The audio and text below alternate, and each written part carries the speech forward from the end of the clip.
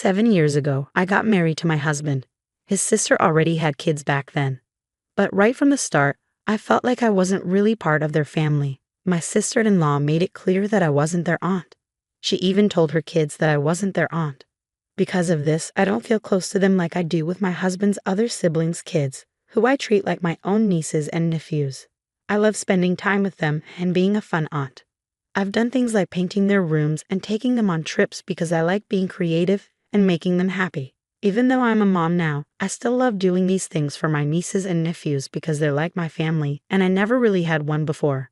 But when it comes to my sister-in-law's kids, I don't do any of that anymore. I've stopped trying to talk to them because my sister-in-law made it clear that she doesn't want me involved. I don't want to cause any drama or trouble by interacting with them since it seems like she doesn't want us to connect. Now, our kids feel jealous and left out because their cousins have cool stuff in their rooms and get to do fun things, while they don't. When my sister-in-law confronted me about it, she blamed me for making her kids feel that way. I told her it was her fault for creating a situation where I couldn't relate to her kids, and now they're the ones suffering because of it. I reminded her that she's reaping what she sowed, and her kids are the ones paying the price for it. Now she's all fired up, saying this and that. It's clear she's not happy, and honestly, I never wanted my kids to see her as their aunt anyway. The rest of the family just shakes their heads at her antics, but I know this tension isn't helping anyone. I do feel bad for her kids though. I can't help but wonder if I've made things worse. She doesn't see me as family to her kids because we're not related by blood or adoption. I don't think I'm in the wrong here, and it's frustrating to see the family dismiss her behavior. If anyone confronted me about it, I'd explain that I've always respected her role as a parent, even when she asked me to step back from being an aunt years ago. It hurt, but I understood and never crossed any boundaries. It's unfortunate that things turned out this way, but I had to respect her wishes. I didn't set these boundaries, I just followed them. When she complained to OP could have responded, "Do I know you?" But I wonder if the sister-in-law was the only daughter among the siblings. Maybe OP being the first woman to marry into the family triggered her. Over time, as the other brothers got married and had kids, she became less aggressive, but the damage was done. The only reason the sister-in-law regrets it now is because OP turned out to be a fantastic aunt to other children, and the sister-in-law's plan backfired. Actions have consequences. You followed her instructions not to get involved. It seems like the rest of the family knows she's difficult too. Everyone here seems to have their faults. You probably aren't telling the whole story about what's going on between you and your sister-in-law. But it's not fair for either of you to involve the kids. And what about your husband? Does he also ignore his niece and nephew? Why is he supporting either of you acting this way? I couldn't disagree more. The sister-in-law made the choice to exclude OP and is now causing conflict because OP respected the boundary she set around her kids. Are you suggesting OP should have ignored that boundary? I understand your concern for her kids. Sadly, they suffer because of their mom's actions. But before you try to change anything, consider how your sister-in-law will react. She might turn any contact into something negative. Keep that in mind as you decide what to do next. This situation happened 2 months ago, but he's still upset about it. I'm a 45-year-old woman. I love my oldest son, but he's almost an adult and acts like one. In our family, everyone takes turns doing chores like cooking, washing dishes, and cleaning common areas on different days. Unfortunately, my son dislikes chores and always tries to avoid them. It's been an ongoing struggle.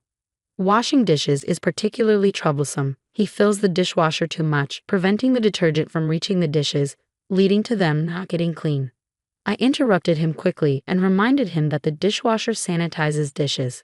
My husband supported me, saying, if he wants dinner, he'll eat from his dishes. He often promised to wash some, but I refused, reminding him that he had the chance to clean them properly the night before. I told him to eat from them as they were or skip dinner. He yelled and threatened to make his own food, but I stood firm. Eventually he gave in, reluctantly selecting the least dirty dishes and eating quietly.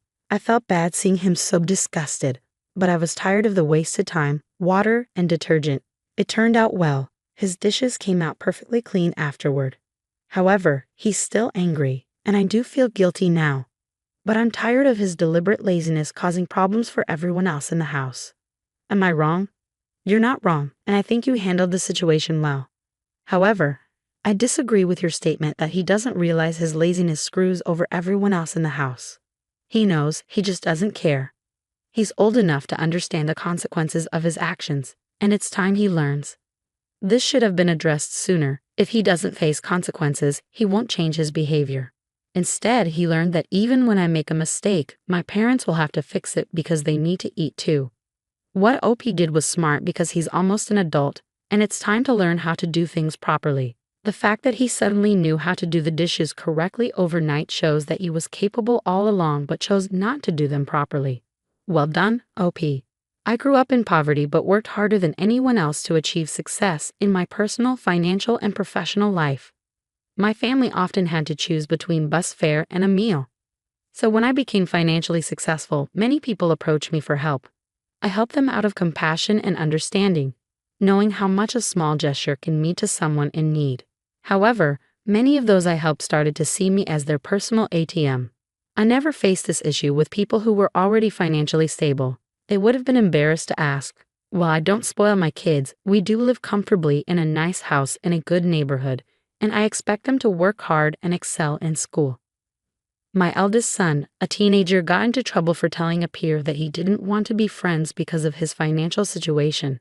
A teacher overheard and reacted strongly. Unlike that teacher, I took the time to understand the context and facts before responding. My son then began spending time with Austin.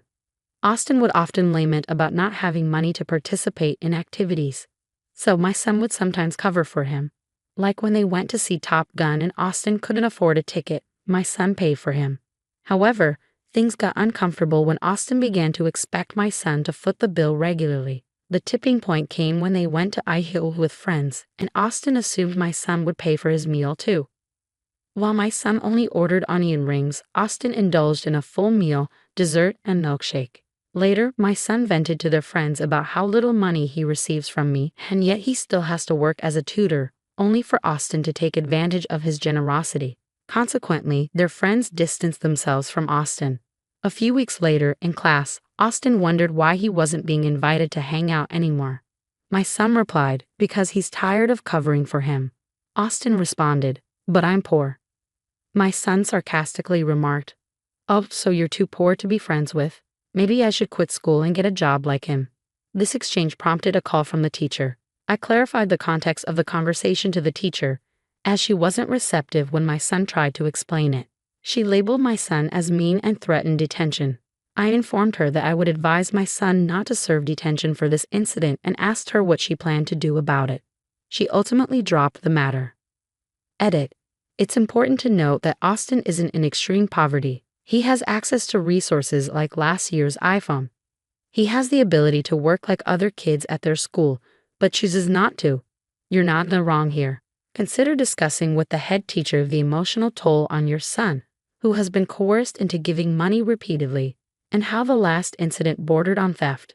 Your son deserves support in standing up to emotional manipulation and bullying, and he has the right to end the friendship. The teacher should have heard the whole story before jumping to conclusions.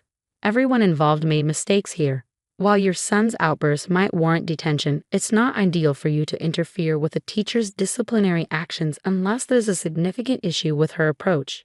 It might be beneficial to help your son improve how he expresses himself to avoid more serious consequences in the future. I agree, your son has the right to stand up for himself.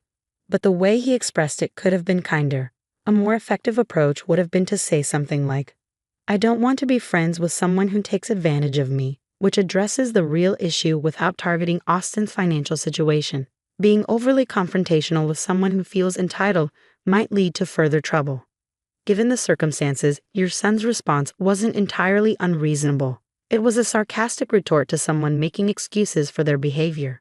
The teacher's refusal to listen to the full story and her decision to focus on a poorly worded phrase taken out of context didn't help the situation. I know it might sound odd, but I don't think I'm in the wrong here. I just need some other perspectives on this. My brother, who dropped out of high school, recently got married to his wife, who has similar qualifications, at the young age of 19. I'm 23, just to give some context. The situation is complicated, but basically my brother's mother-in-law pushed them into getting married because she wanted a grandchild as soon as possible. Unfortunately, my own mother went along with it. which I find frustrating. Now my new sister-in-law is expecting, which confirms my suspicions. I know I might seem disrespectful, but I'm not happy about it.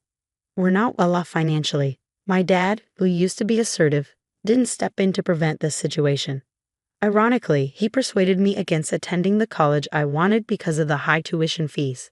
To cover the wedding costs, my dad borrowed money from my uncle, his brother, and now he's pressuring me to repay it because my brother and sister-in-law, being young and expecting, can't afford to.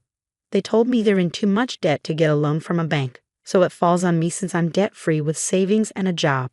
When they brought this up, I didn't say anything. I just laughed and left. Now they're bombarding me with calls and texts asking for financial help, but I refuse to budge. It feels like we're living in completely different realities. It's not about culture or anything like that. Am I wrong for refusing to take out a loan for my family? Definitely not. Goodness, what a chaotic situation. If no one can afford to cover the wedding costs, what about the baby? It seems like they'll keep turning to you for loans they won't repay. Stand your ground. This isn't your problem to fix, so don't entertain further discussions about it. If they can't afford a lavish wedding without a substantial loan, maybe they should prioritize their resources for the baby instead. Laughing in their faces was a fitting response to such a ridiculous request. But please ensure that you're the only one with access to your savings. Secure your accounts with updated passwords and avoid staying logged into online banking on shared devices. It's important to take these precautions, especially if your parents have access to personal information like your social security number and employment history. While you might believe they wouldn't take advantage of you, financial strain can drive people to make unexpected decisions. That's right. If they have your social security number, they could potentially open credit in your name, leaving you in a difficult situation. It's a quick process, but you can easily lock your credit by contacting the major reporting agencies, usually 3 of them, either by phone or online. Reversing the lock is simple when you're ready to apply for loans for things like a home, education, or a car. Their financial irresponsibility shouldn't fall on your shoulders. They need to figure out a repayment plan for your uncle on their own. Growing up, I lived with my best friend and his wife, Amanda, on I-35. While Amanda has always been a friend, I've had a closer relationship with her husband. Unfortunately, they moved out of town years ago, only returning for significant family events like funerals or weddings. A few months back, Amanda visited for her sister-in-law's bachelorette party, despite feeling uneasy about it due to her sister-in-law's mistreatment stemming from jealousy or other issues. Wanting to ease her nerves, I offered to pick her up from the airport and take her out for drinks afterward.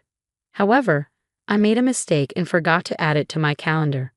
I had already planned a date for that night and couldn't cancel it, so I arranged for the sister-in-law's best friend to pick up Amanda and take her to the hotel.